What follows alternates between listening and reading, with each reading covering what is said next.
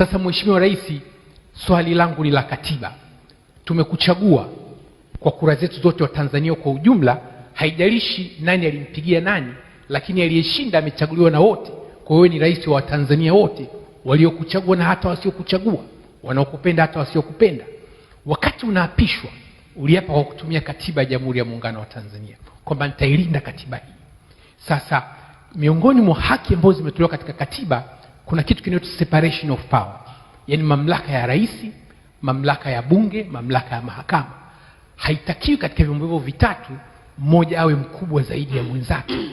Ulipoingia tu madarakani Mheshimiwa Rais, jambo la kwanza ulilofanya ulizuia zile safari za nje, na tangazo likatoka kwamba hata watendaji wakuu wa bunge, hata watendaji wakuu wa mahakama, ili waweze kusafiri lazima waombe kibali kwako kama rais wa nchi. Kwa swali ambalo ni la msingi katika separation of power, ulitumia mamlaka gani ndani ya katiba ya Jamhuri ya Muungano wa Tanzania kuamuru na bunge lifuate unayoyataka na mahakama ifuate unayoyataka?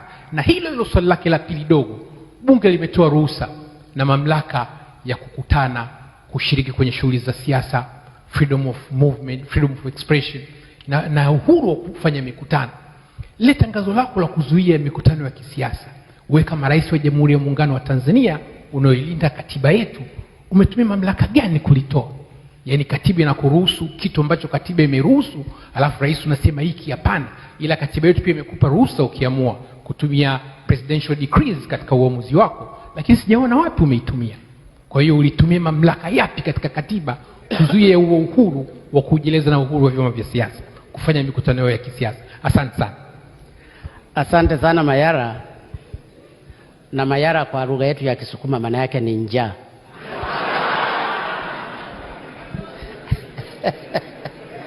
Kwa hiyo Mayara inawezekana alizaliwa wakati wa njaa. Nataka kukuhakikishia Mayara, unapoapa kama rais, tumeapa kulinda katiba ya nchi, na hili nataka kukuhakikishia. Lakini kama unakumbuka, nilifikiri ungeniuliza swali, kwa nini hotuba yangu ya kwanza ya kubana matumizi nilitolea bungeni? Umeshawahi kujiuliza hilo swali?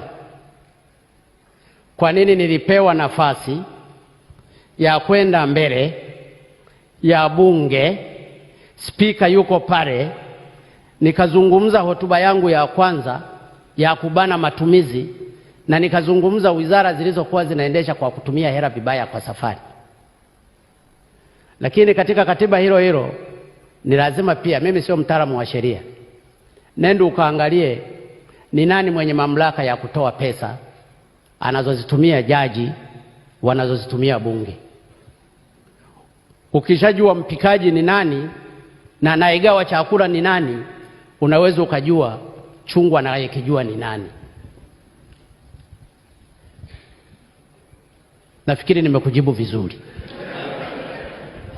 Na Mheshimiwa Rais, kwa hiyo bajeti inapopitishwa bungeni, mtafutaji ni serikali.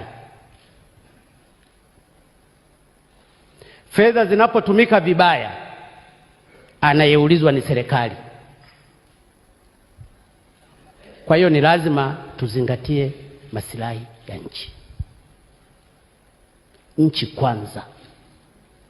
Na ndio maana mimi nawapongeza sana wabunge, wanaelewa sana.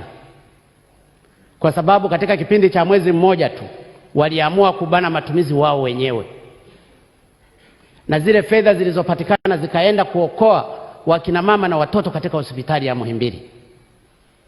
Sasa nilitegemea labda ungeenda ukawauliza nao kwamba ni kwa nini walijibana matumizi kwa ajili ya kwenda kuokoa maisha ya watu wa Muhimbili. Kupanga ni kuchagua. Ni lazima twende kwenye mwelekeo wa kubana matumizi wote. Nilipokutana na majaji, walilalamika kwamba wanashindwa kuhukumu kwa sababu hawakuwa na pesa. Nilitoa pesa kwa sababu walikuwa wanalalamika kwa mtoaji pesa. Mbona hawakwenda bungeni kulalamika?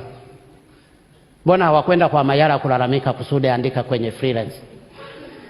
Walimjua mtoa hela ni nani, na mimi nikamwambia baada ya siku 3 nitatoa hela. Kwa hiyo katika mihimili hiyo inaweza ikalingana zaidi, lakini inawezekana kuna muhimili mwingine umechimbiwa zaidi kwenda chini. Hilo unatakiwa ulijue na liko kwenye katiba. Kwa hiyo kama unataka kuisoma katiba, soma katiba vipengele vyote na vinavyofuata. Sitaki kuamini, nafikiri ni kifungu namba 35 au kadhalika.